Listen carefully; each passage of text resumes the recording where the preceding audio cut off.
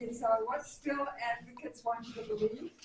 And we welcome our guest speakers, Jerry McGhee.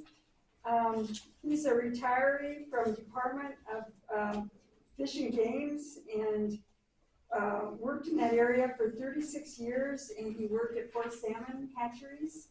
And our other speaker, where's Fred? Our other speaker is Fred Mensick. And he has a background in biology and forestry, and he spent 19 years at Lower Granite Dam as a fish biologist. And there's probably a lot more, but I'll let them talk now. And we'll stop at about 10 till 1 for questions. Got it. Got it? Well, just a little bit more about introduction. Thank you, Mary Jo. But at those 4 hatcheries, Rapid River, McCall, Sawtooth at Stanley Basin, and then Osaka at the Clearwater Fish Hatchery. The annual reports say that during those years I was on those hatcheries, we released 65 million Chinook in a combination of smolts, fry, and fingerling, and then just smolts, 45 million. So that number of smolts and fry took 48,700 adults that I've been on the spawning crew. And I got to add 33 million steelhead during those years. A couple of things Mary Jo reminded me just a minute ago as she was recalling visiting our symposium last summer. Anadromous fish. Anadromous, that's a fish that spends part of its life in freshwater, part of its life in saltwater, returns to freshwater to spawn. Miraculous life cycle of the anadromous fish. I'll talk quite a bit today about total dissolved gas. Mary Jo reminded me she didn't know what it was. So just for a minute, I'm going to add to my presentation. Imagine in the fall when you're canning, you're going to use salt or sugar or honey to make a saturation to preserve your produce. Now, if you add salt to water, there's a certain point it won't dissolve anymore. But if you add a little bit of energy, like heat, you can put more in the water. That's what's going to happen at the spillways when they spill water at a tremendous amount. The force, I looked it up last night, the force of that water is a little over 45 miles an hour. A full-grown man at 200 pounds can water ski, can stand on water at 40 miles an hour. So it's traveling so fast, it's pretty hard. And that's what I'll talk about mostly today. So over the last 3 years, I retired about 10 years ago, but the last 3 years I've volunteered with a group called Citizens for Preservation of Fish and Dams. Mostly I'm all volunteered because I found that the most people, only thing they knew about fish is they swam in the water. And I thought it was important that people knew there was more to fish than just them swimming in water. And that's part of what I'll talk about today. But anyway, the life cycles, the element of their environment, and especially those things that will adversely affect your health. So like I said, I'm ever increasingly convinced all people really do believe is fish swim in the water. And some people believe they taste good. So recently I've been to speaking with staff of various fisheries agencies and tribes, the director of Idaho Fish and Game, the bureau chief of fisheries, and I've even addressed the commissioners of the fact that I believe that there's a fish health concern for our Idaho steelhead and Chinook smolts, especially in the migration corridor to the ocean. Now, I personally have many friends that are spill advocates. They believe spill's the best. But as I talk to each one of them, I have to remind them they've forgotten the basic elements of Fish Health 101. That's the importance of their environment. So as I visited with these people, they had 4 common beliefs. And it took me over a year to evaluate these things, gathering information, and painstakingly talking to authors of reports, researchers, I found this year, if you read the research papers, you learn. If you talk to the authors and the researchers, you experience learning. I decided I wasn't going to take the second and third hand opinions, but talk to the people that did the work. So the spillways, this is what I refer to when I say the spillways. It's at the dams, and especially what we'll talk about today is spill when there's not a high water event. The dams can only take so much flow. The dams on the rivers are a flow of the river. They can't hold back a reservoir of water like Brownlee or Oxbow or Hell's Canyon. They have to pass pretty much what's coming to them. So total dissolved gas, that's like I explained a minute ago. The energy of those spillways force atmosphere into the water, supersaturates it to a level that's unhealthy and also lethal to fish.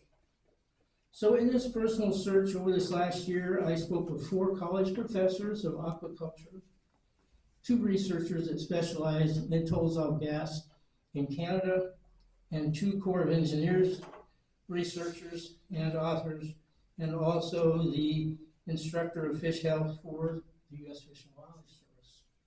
We all found one thing in common, and that in my search, I found that there was a federal judge decision that required a spill of up to 125%, up to 125%. Fish Health 101 teaches you that fish can stand a concentration of 100 to maybe 103 for extended periods of time. Above that, it decreases the time they can be exposed to that gas saturation. So in my search, I found 225 published scientific reports that says total dissolved gas above 110% is not only unhealthy, but it can be lethal. So then I reached out to a professional searcher. I wanted to find out how many documents said it was unhealthy for fish, and that was my only question. How many published documents say that total dissolved gas is unhealthy to fish? So I asked the professional AI of Google ChatGPT, and its answer was it was unable to enumerate the number of documents stating that total dissolved gas above 110% was not only unhealthy but lethal. And so it continued to say there's a substantial body of scientific literature on this subject. So I asked the same search, how many, Anyway, it said it couldn't enumerate. Sorry, I got off my slide here. So then I asked, how many say it is healthy? Are there any published documents saying that it's healthy? That's how many it came up with. None.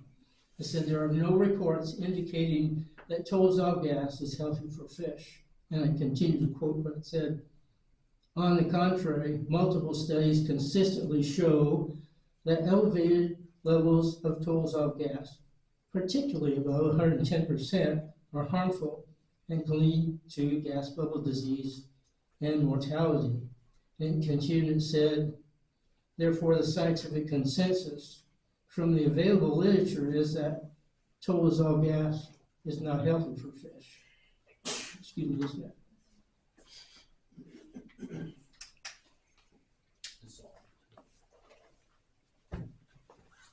Joe, did you get that on film too? All right. So, as I said, I have many friends that are spill advocates. They believe it's the best.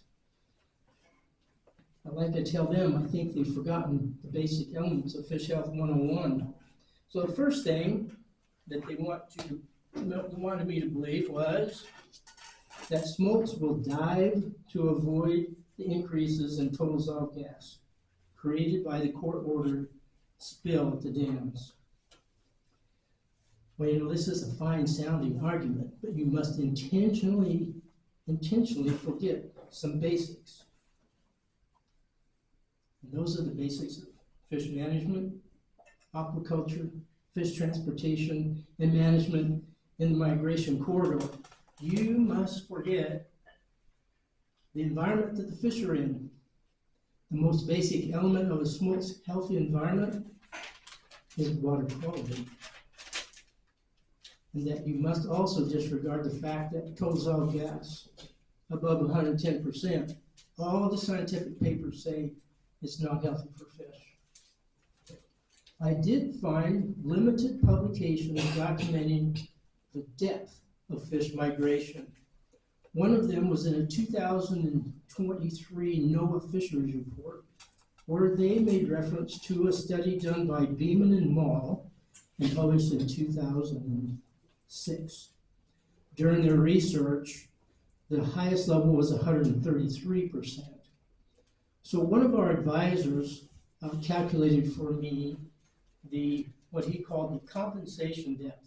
So just imagine this is a river, the brown's the bottom. The yellow line is where he calculated would be the compensation depth. The fish would have to be that deep so that the pressure of the water would hold the gas in suspension in their blood system. Or it would be like a human diver getting the bends. They would need a decompression chamber to put the pressure back on the body to put the gas back into suspension in the blood. So Beeman and Mall recorded that in the Snake River, steelhead traveled at about 6.5 feet.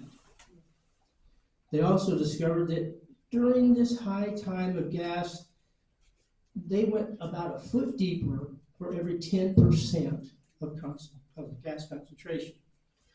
So when you put their calculation at the depth of the fish, they are still above the compensation level. Chinook traveled to more shallow, and this was also found out by the Corps of Engineers in their research of depth of travel. But this was the interesting thing that they found with the Chinook. As the total dissolved gas increased, their level of swimming decreased 0.7 foot per 10%. And I know, Mary Jo, this is a lot of numbers, but hang on. She asked not to be drowned with a fire hose. So the Chinook travel even shallower, putting them farther away from the compensation depth. This is what the research, limited research about depth of travel. Another note that came up from the Corps of Engineers study, they found that during the twilight time, the researcher called it twilight zone. That's at dawn and dusk. All the smolts, salmon and steelhead both, migrated to that level in that time of day as they went down the river, putting them well above the compensation level. In fact, the one researcher from the Corps and one of their authors told me that their devices that put out a signal so they could tell what depth the fish were never protected from 125%. Their study was done primarily just to, oh wait a minute, I got one more thing I want to show you. Traditionally, the level of the river was held at 110%. That was agreed to by the tribes, the fisheries agencies, the EPA, and the water quality of the states, that they would hold it at 110%. So when you apply the information that Beeman and Mall found of the depths of study, the steelhead traveled at about 7.5, and the Chinook at about 4 feet, which put them all below the compensation depth if the gas concentration was 110%. So the Corps of Engineers study, the primary objective was to evaluate the effects of the pressure on the fish as they went through the turbines. And you can see in the left, one of the old ones, in the right, this is what they came up with. And the researchers called it a fish-friendly turbine. The fish that went through this turbine, only 2% died. But he reminded me that the screening device above the turbines screens off 95% of the fish. So there's only 5% of the fish that arrive at the dam that even go to the turbine, and there's a very high survival rate. So that was a learning experience. And I believe he said that some of that research was actually done with using the U of I students.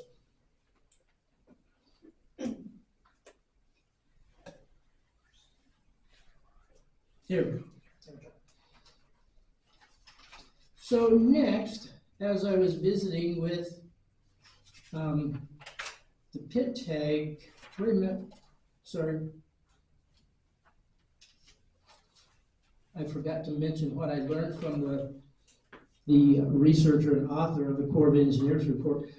I interviewed him for 5 one-hour phone calls, 1 in-person meeting, and then he gave a public presentation of their findings of the fish migration through the Tolzal Gas, the depth of travel. So here are the top 4 things that I learned from him. The smolts that were following the current created by the open spillway gates, which are at 55 feet in front of the dam, they did detect fish lower than 40 feet. But as soon as those fish got through the spillway gates and headed down the river, their research found that they returned to the inborn instinct of 3 to 15 feet. And again, he did talk about the twilight zone, the time of dusk and dawn, that the smolts would always move up to the 3 to 5 feet level. They also found out that's where the river current is the fastest, is in that surface 3 to 5 feet. He also said that during their research, immediately below the dams, it was quite often they measured 140 to 160%. Downriver migration, again, he said, from their detections of the depth, would never protect the fish from 125%. So next I was talking to a company called Biomark, which supplies the pit tags for all research and hatchery market in the Northwest. And they said that I should visit with a couple of researchers in Canada. Their name was Hyatt and Beatty, and they had done extensive research with Tolzal gas. So they arranged for me to have a video conference with the 2 guys in Canada. And even though I raised fish for 36 years, those guys took me to school. They really taught me some neat things about fish. But the outstanding thing that they got across from the research is that fish do not have an onboard gas saturometer. They cannot detect different levels of Tolzal gas. In fact, in one of the research publications that was done by their cohorts, showed that in their experiment, the smolts actually preferred, I don't know why, but they found them more time in 140% than they did 100%. Another interesting thing that they said is in the lab conditions, there could be some stratification of the Tolzal gas. So you'd have higher at the top, lower at the bottom.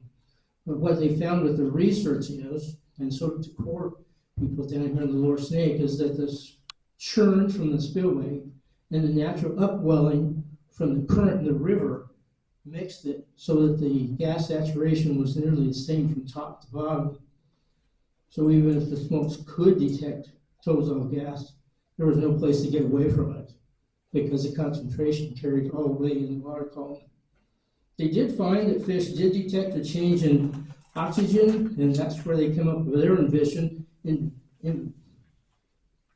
They created a device that would inject oxygen into water, and they called it the infusion system. Well, the other thing that the Canadian guys had to say was when fish are exposed to that level of Tolzal gas, they get a narcosis effect, just like a diver that has too much nitrogen in his system. It's like they're drunk.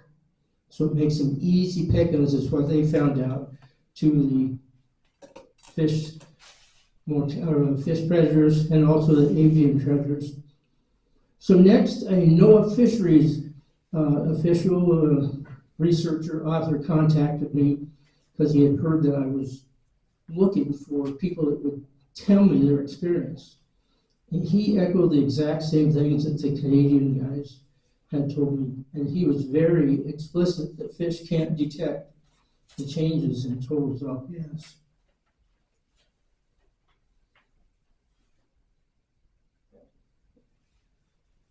This is just a picture of some young smolts getting ready to, actually they're in the early breeding areas of the streams where they've been spawned the year before. So the next thing that the spill advocates would tell me, they wanted me to believe, is a short-term exposure to court-ordered spill is okay, short-term. So I decided I would use the DART database, data at real time. That's a database kept by Washington University, and it's got all kinds of parameters from the dams, fish counts, water quality, spill amounts. So I picked out 2 days, May 15th and May 30th, which is kind of at the end of the high water events.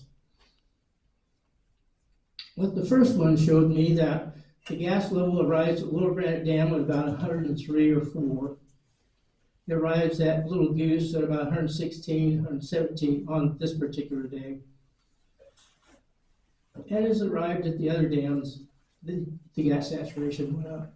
Then it continued down on the Columbia, getting a little bit closer to fish tolerance.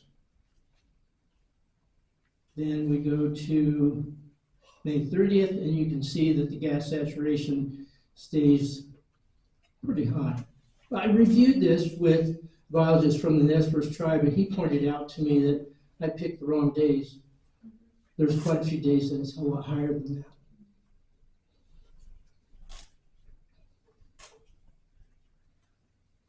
This is just a summary from a USGS study where they intentionally exposed smolts to water that was supersaturated. And so their research found that 110%, even though they exposed the smolts for 22 days, they had no mortality.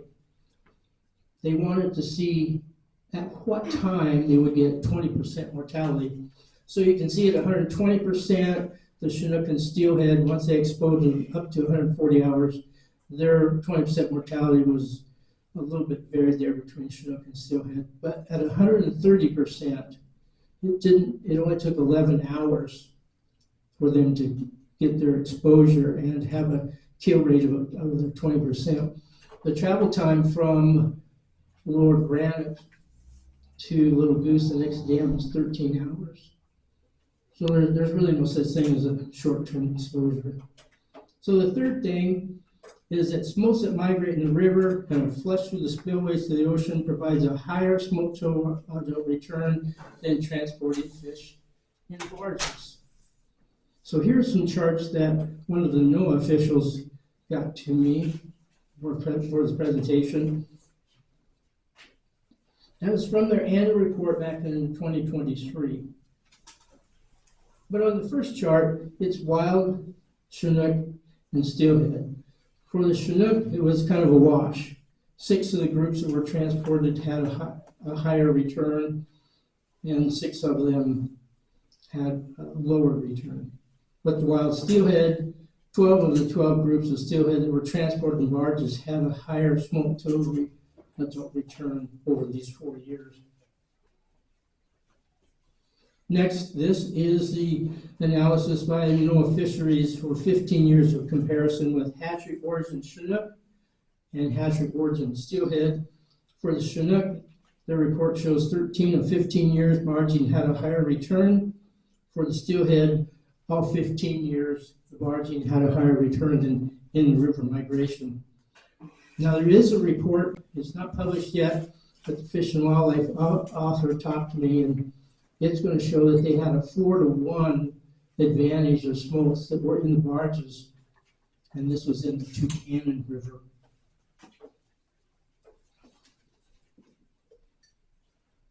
So the fourth thing that the spill advocates would want you to believe is you cannot have salmon and steelhead returns and dams in place at the same time. This graph was prepared for me by Dr. Pottinger, and he used the DART database to prepare it. But it starts in 1938 at the far side when Bonneville Dam, which was the first dam on the Columbia, was constructed, and it's the adult counts through those years. But you can see at about 2001, there's a tremendous increase of the runs, and all 8 dams were in place. But I've been asked, well, how come there's quite a fall in the population? Now, humorously, I said, well, it's easy to track down. That's the year I retired. But in reality, it's totally related to fuel dissolved gas, which sucks the fish all over to the spillways and away from the transportation collection. So the barging numbers of fish has gone way down. The spill has gone way up beyond a healthy and a healthy point for fish. This is a picture of a fish that has gas bubbles in its eye. By the time it gets to this, its internal organs are ruined, its gills are ruined, and this fish is probably walleye bait. It's not going to live with gas bubble disease advanced as that. So from the information that I gathered for this presentation, I would make a recommendation that you return the gas saturation level to 110%. And you would barge fish. And people would say, well, putting fish in a barge is not good. But you got to understand, after working 36 years in hatcheries, fish transportation is a science all to its own. If there's an issue with what you're transporting fish in, instead of standing and wringing your hands about it, fix it.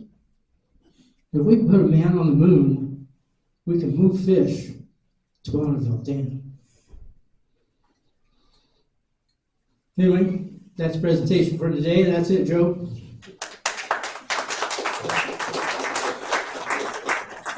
Okay, Fred, come on up.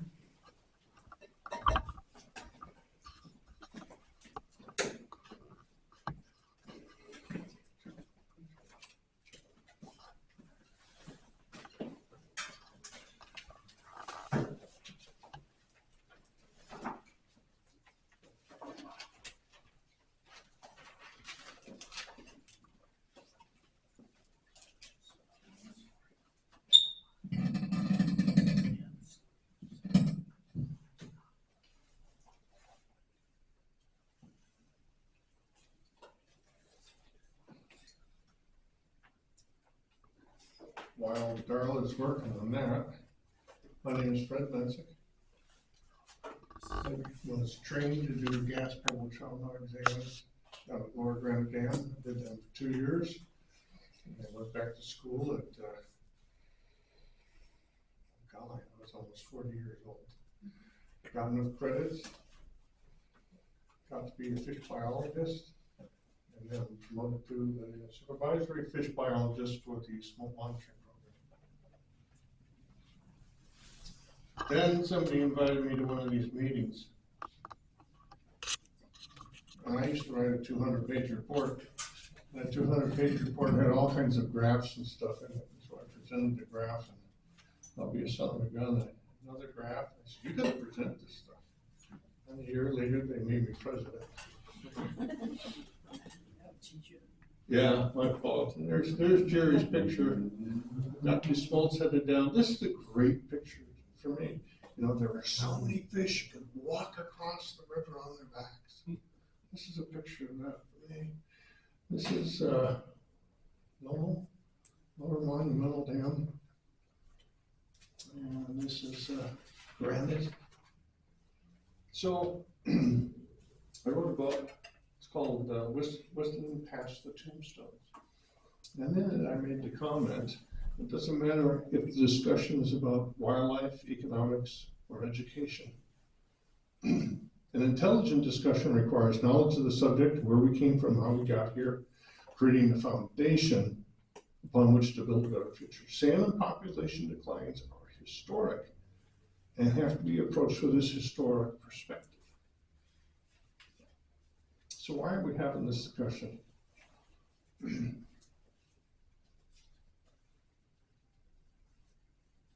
The only way to save the fish is to remove the dams.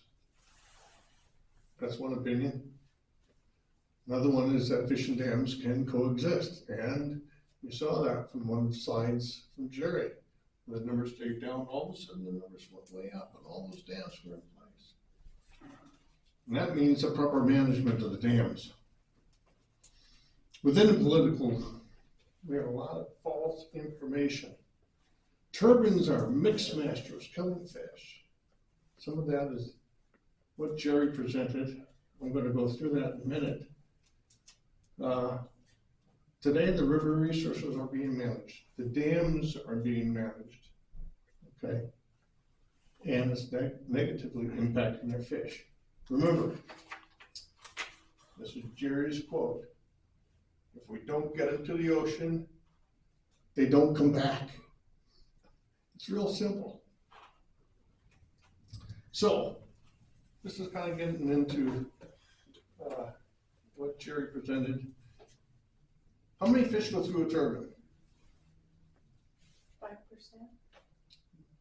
Darla, you're not included in this. I just learned it today from Jerry.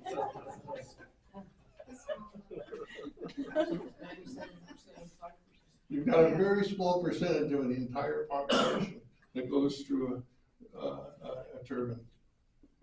Very small percentage. So if you got, I have to probably take a look at the next slide. Let's say you got 32 million. Let's use numbers. Let's put it in perspective. You got 32 million fish that are released above lower ground. I never expected to see half of that, or roughly half of that. They're hatchery fish. They die. They don't make it to the dam. So what's half of 32 million? You got 16 million fish. They make it to the river, right? 16 million fish make it to the river. Take a look at the deal. 3% go through the turbine. And I don't care whether it's 3%, 5%, you can play the little averages, doesn't matter. The point is this, you still have a 96 to 99% survival rate of that little tiny proportion of the population. So people say they're mixed masters, oh, we're just making fish food out of them, you know. It's not true. We don't have that many fish going through there, so this is a misunderstanding of a powerhouse encounter. But we do know this. If 16 million fish make it down to Lower Granite Dam, and we only barge 200 to 400,000 of them, how many is that leaving the river? 15 million something, right? We know in-river mortality is 50%. So that means you're killing how many fish? If you leave 16 million in the river, how many are you killing? You know you're killing 8 million fish. So, this is a graph you saw before. Do we need Bonneville numbers? Take a quick look. I'm going to play this back and forth. Watch these numbers. What happened to you? Look at the numbers on the right-hand side. What comes over to Bonneville eventually makes it up to Lower Granite. And it's a very similar type of a graph. We've had numbers that stood still for a very long time, and then we started learning how to barge and move these fish, and our numbers went up. Here's a statement from Dr. Welch, and I think this is really, really important. Almost all the Columbia River debate is around the role of dams and adult returns, right? Adult returns. We just always worried about adult returns. But if you don't get them to the ocean, they don't come back. So you have to start from the beginning. The other is that the harvest rate is 50%. If you know the harvest rate is 50%, then you have to double your SARS number. We don't have SARS of very big SAR numbers here on the Snake River, but you have to recognize there's a huge take downriver. So, I'm gonna set some standards. The red line is going to be Chinook and steelhead, okay? Why are you limited to the Chinook and steelhead? Well, of all the fish, if you get on dark, you're gonna see a bunch of shad in there. Well, now all of a sudden we've got all this white noise to the information, too much information. So I limited to spring, summer, Chinook, and steelhead. And then the blue line is going to be for bypass fish. So let's start with some data facts. Smolt numbers. Now, I put this up before and I hate to do it because it's just a bunch of numbers for a lot of people. I don't even know where I'm at in my notes. So I'm going to walk over here and work with me on this. Roughly 50% of the fish that are released above us make it down the lower ground, okay? That's my experience down there after 17 years. Take a look at 1998. 15 million fish released above. We collected and transported 6 million of them. Pretty high percentage, right? That means we bypassed 1 million and we know that 50% of them die. So we killed 500,000 fish. Not intentionally, obviously, but we know 50% die. Let's take a look at some other years. 2001, 17 million. From 15 to 17 million. What's half of 17 million? 8.5. We turned around and moved almost 8 million fish. We barged almost 8 million fish. I don't believe it's 800,000, 900,000 in the water. Well, we know we had a mortality of half of that. These are the years I look because I was down here. Down 25 million fish. We barged 11 of them. We only left 1 million in there, 600,000 left. And I'm going to work this down. This is my favorite here. 24 million released. I put in barges 12 million of them. Almost half of them. Very few of them were left in the river. That was a low flow year, just like 2001. It's a low flow year. Low flow years are important in this discussion. We left none in the river. Now take a look down at the bottom of 2025. 32 million fish were released, almost 33 million fish were released above us. Half of them are going to get shipwrecked. But we only transported 400,000 fish. That means, well, how many were left in the river then? We know half are going to die. We know half are going to die. That was a willful killing of that many fish because we chose not to barge. We're spilling water, right?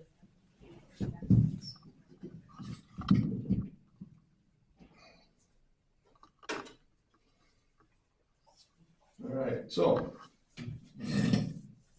if you were to take all those numbers of mortality, which are the year and the mortality from the previous slide, that's what your mortality rate looks like. Not good. Now let's match that mortality rate with spill. If you're going to spill water, the fish are a product of the water. They go with the water. You spill the water, you spill the fish. And that's what happens. You've got mortality and spilled fish, hand in hand.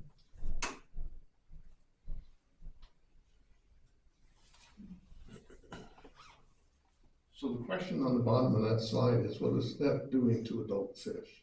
Here's your returns. That's your returns due to spill. Now the vertical line is when spill started in 2005. The 2005 fish were not impacted because they were already put in it. That's the 12 million that we barged. The 2005 fish were not impacted because 95% of migration had already come and gone from lower granite by the time spill started. So this is what spill is doing to your adult returns. Just another graph. That's why they made me president. As spill increases, adult returns decrease. We can say spill is good for fish under certain circumstances perhaps, but not here, not after that many years. Okay, so then again, the real peak that you see there is the 2005 year, where we barged 12 million, we left none in the river. What's happened since then? People say we gotta spill more, we gotta spill more, we gotta spill more. So what's happening? What's happening? You're seeing the downward decline of transport and the upward increase in your mortality. In the river mortality, why? Walleye, this is just one, but there's walleye, there's northern pike minnow, there's bass, there's all kinds of avian predation. I'm not going to get into all of those. When I was on the river, we saw one of the first, and we were sending pictures back. Siberian prawn, they were only about this big, and if you held them up to the light, you could see through them, and you can basically see that here too.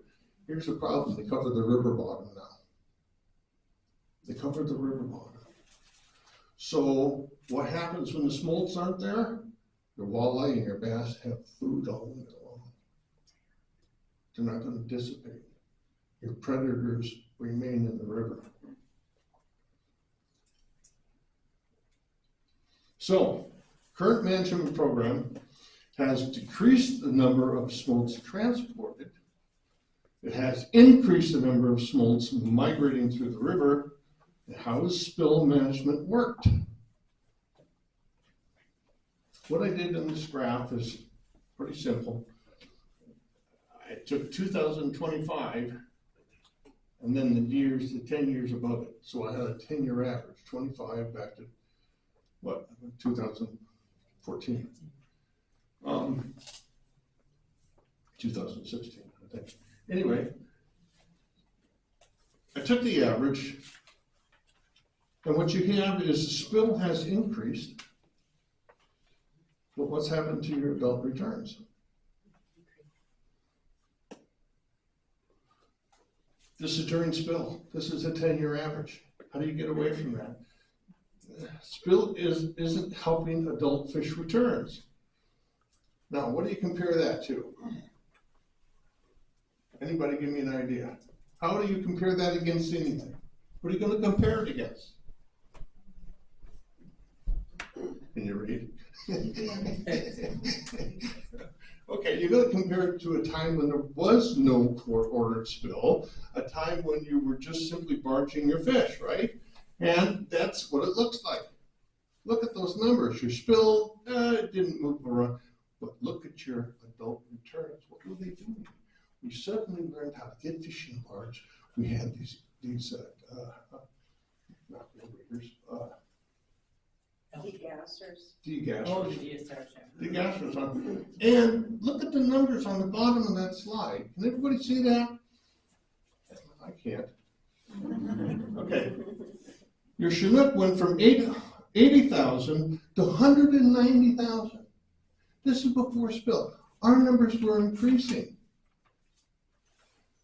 Steelhead, 20,000 to 82,000. A 4-time increase during a time when we didn't have court-ordered spill.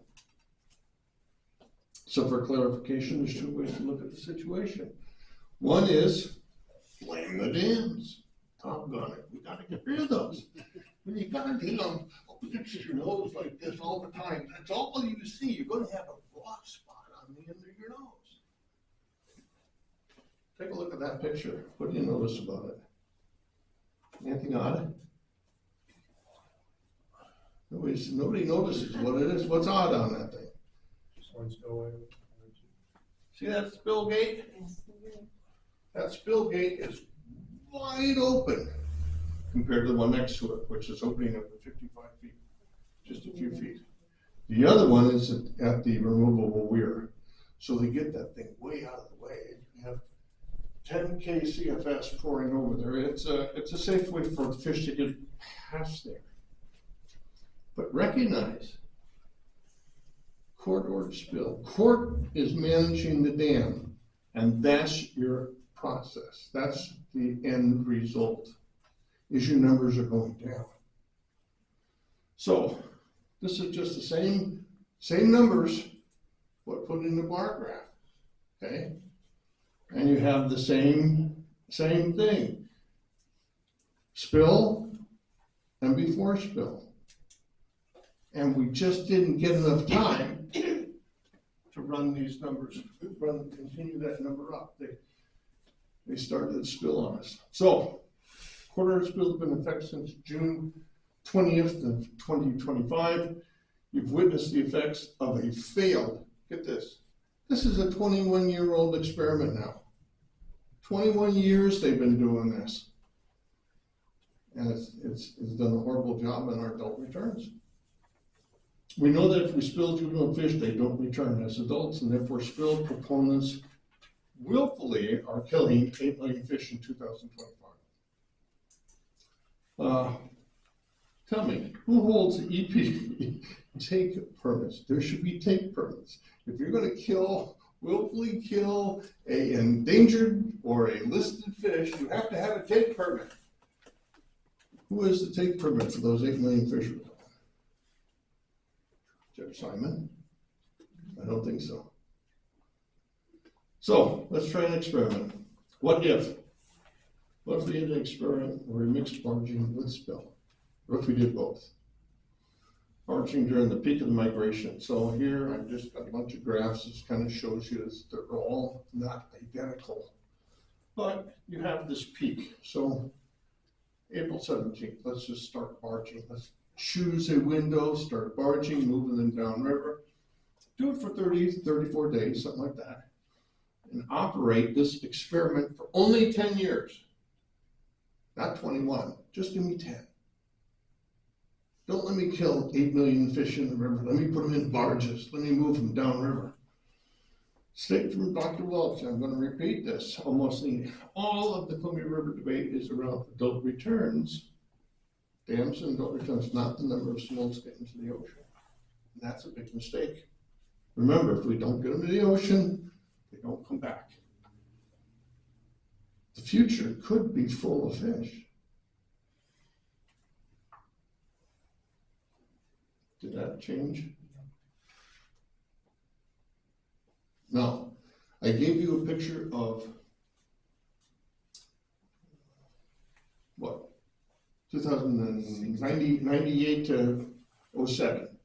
Okay, that was the pre-spill kind of era. And I give you the post-spill. What happened in between there? And I throw this in there just because there's this big gap, pre-spill, post-spill. What happened in between there? Well, the fish were not coming back. Yeah. The end.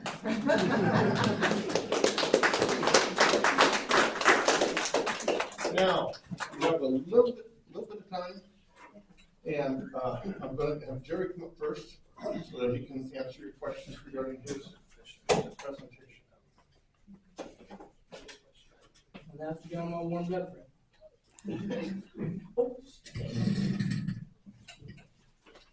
How's that? Better? Okay. Yes. So I'm ignorant about all of this, so I didn't even understand what is spill, what do the dams do. Well, let me help you. Ask me a question. I'll see if I So can. you're talking about the gases, right? And so it's the depth of the water, or if they're swimming deeper, if there's more night. I'm thinking about the diver in the water. Okay, so here's what happens. At the spillways, the energy of the water captures the atmosphere as it goes into the pool below, and that supersaturates the water in the rest of the river. Just like, when we talk about canning, you want to increase the amount of salt, you just keep adding a little energy. The energy there is the speed of the spill. That's the energy that drives the gas saturation into the water. Fish. And you're talking nitrogen? The whole atmosphere, but the atmosphere is mostly Mostly nitrogen. nitrogen, okay. And that's the part of fish breathe oxygen like we do. Right. But just like us, we can't assimilate nitrogen, so the fish can't metabolize that. They can metabolize carbon dioxide and oxygen, so the nitrogen remains in their blood system. And the way the pathologist explained it to me is it builds up to a point, and the blood pressure of the fish can't hold it anymore, nor can the pressure that's on them, so it erupts out of the blood system into their organs, like the gills or the kidneys or something, and it destroys them, just like the picture of the little fish with the gas saturation. And yes, exactly. And it is somewhat difficult to understand because it's so new. I mean, maybe 1 out of 100 people I talk to understand total dissolved gas, but it's such a vital part of the environment for fish. Absolutely vital for them.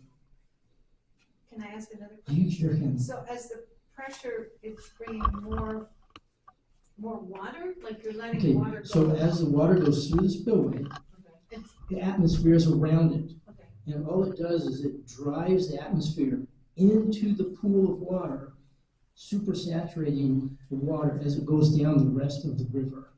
So it changes right there at the interface of the water speed hitting the pool of water below it. So why do we spill to begin with? Why do we spill? Well, the judge, in his great wisdom, Okay, the judge said, but what's the rationale? Why why do we spill it? want to spill? Well, the dams are actually designed that they only spill during a high water event that can't be used otherwise by the dam. But spill advocates have convinced the judge this is the only way to save fish is to spill them, so he made an order that demands that the Corps of Engineers operate the dams and provide that spill up to 125%. So is the To move. assumption that the fish will go through the spill, ride the spill past the dam to get further down the river? Correct. Okay, and so why don't they like the barging? Why do they think barging is bad? I can assume they think spill is better because you leave them in the water, it's more natural, whatever. But why? What was bad about barging? That is an excellent question. Because there's at least 6 published scientific studies that say from Lower Granite to 6 miles below Bonneville, the barges get 98% survival. So then people will complain, well, there's a delayed mortality. So I read some of their papers.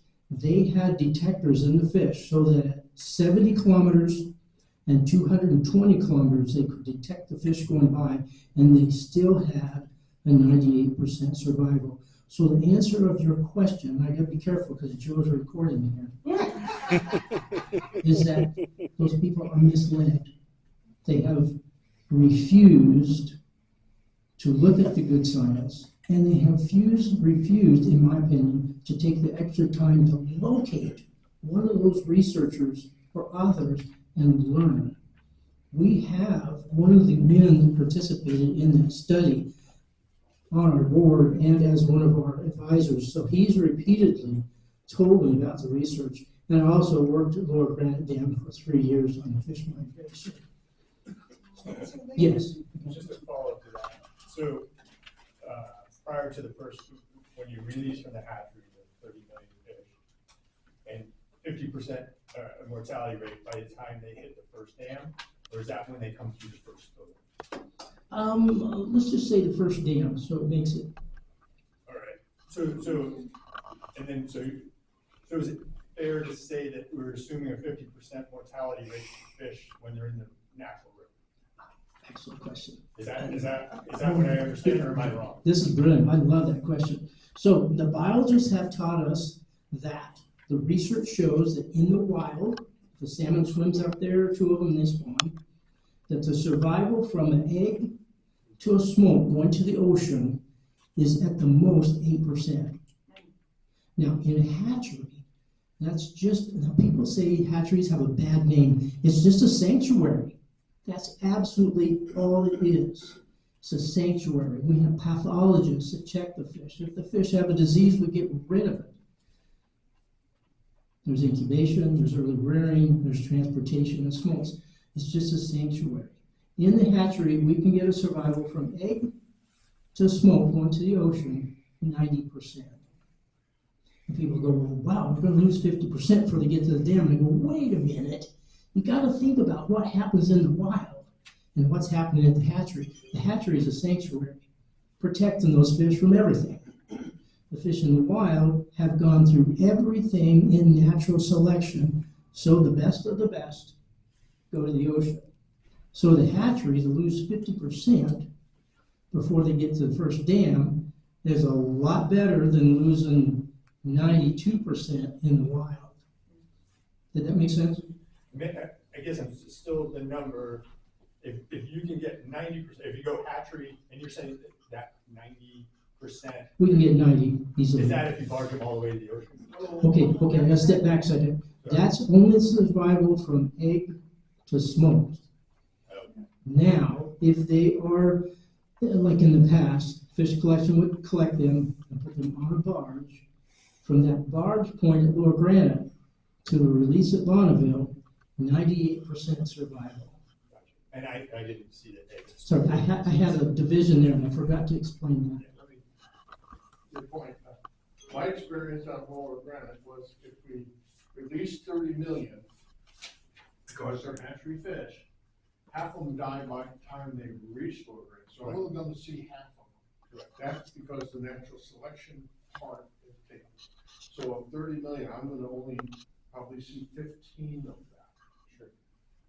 If we don't barge them, we leave 15 million in the river, and we know from multiple studies that if you leave them in the river, immigration is 50%. And then they're gonna get the gas.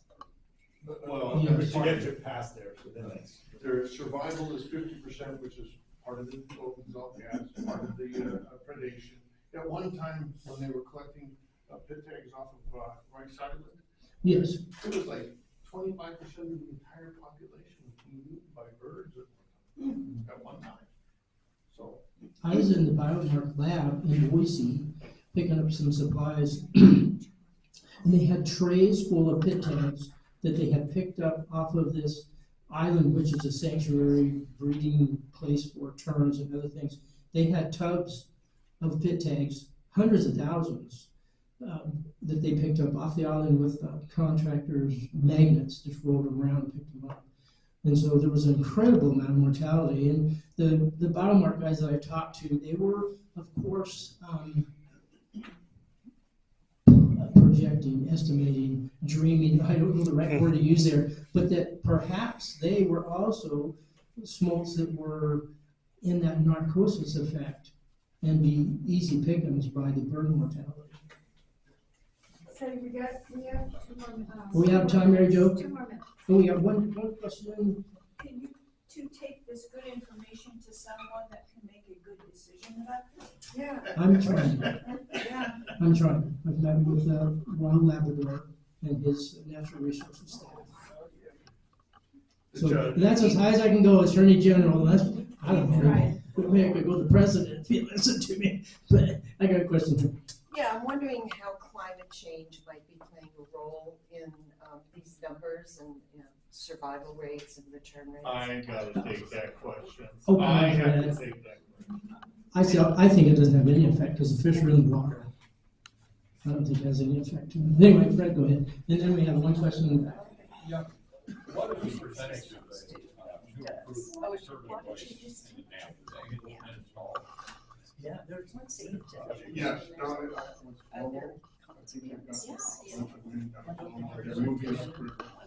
You want to answer the question? Are you going to answer the question? in regards to the climate change, Yeah.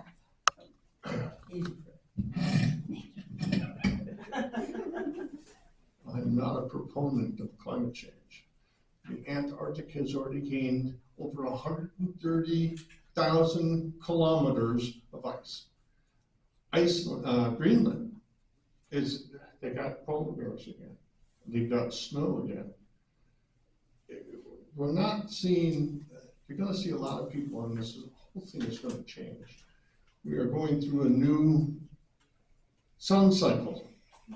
There are sun cycles where all of a sudden we don't get as many solar flares. If we don't get the solar flares, we don't get the heating. So we're moving into a new cycle, and this climate change is Fish don't know it. it hurts my heart when I hear people so wound up about it.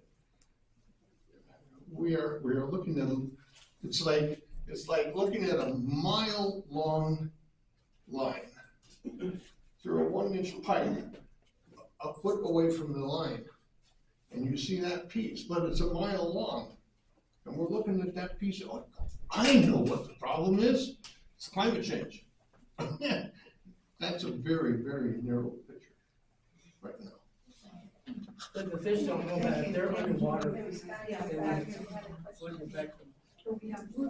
If people want to stay afterwards to ask questions, that's great.